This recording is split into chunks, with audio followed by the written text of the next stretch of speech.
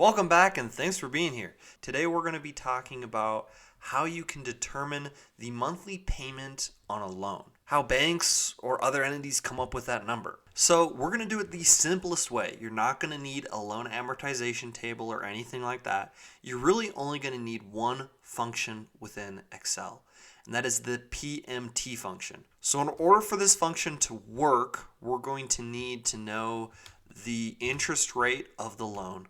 We're going to need to know the NPER, or the number of periods that loan exists for, whether that's a 20-year loan, 5-year loan, 30-year loan, whatever it might be. Next, we need to know the amount of the loan, which we will name present value, or PV. All right? And all of that will help us to determine the PMT using one simple function. So, and let's zoom in here a little bit so it's easier to see here. Now, we'll just take a random interest rate, right? Let's say that this is for a car loan. It can be for whatever loan you're trying to determine. But let's just say that the interest rate is 5.5% yearly or annually.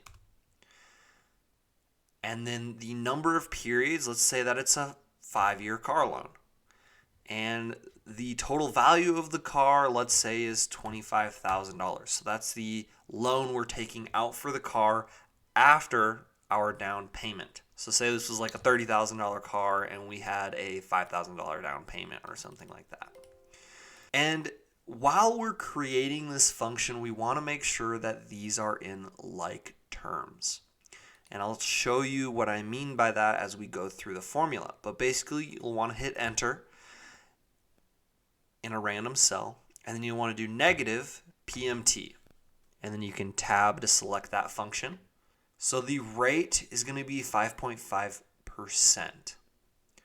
However, we want to know what our monthly payment is going to be, and this rate is in terms of years. So in order to get our rate in terms of months, we need to divide that by 12 because there's 12 months in a year. So then we'll do comma. Number of periods is 5 years. Again, not in months. So instead of dividing that by 12, we're going to times that by 12 to get the total amount of months within 5 years.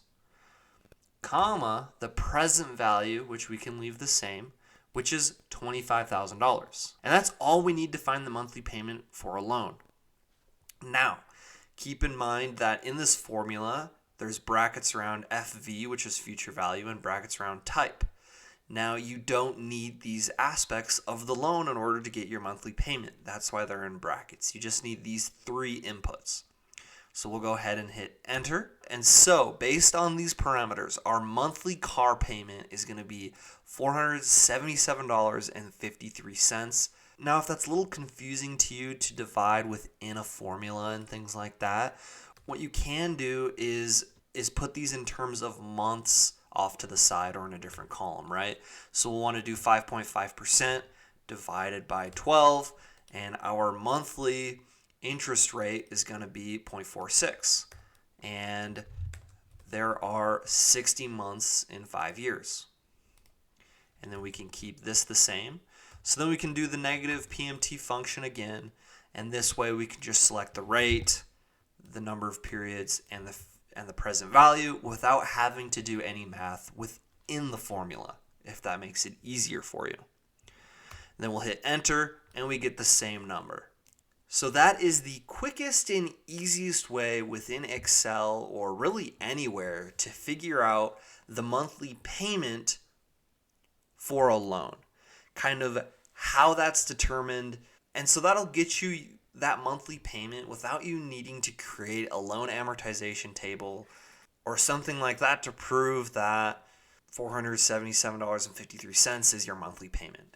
So thank you so much for watching. I honestly really appreciate it. Before you go, don't forget to subscribe for more content and smash the like button. You have no idea how much that helps me out.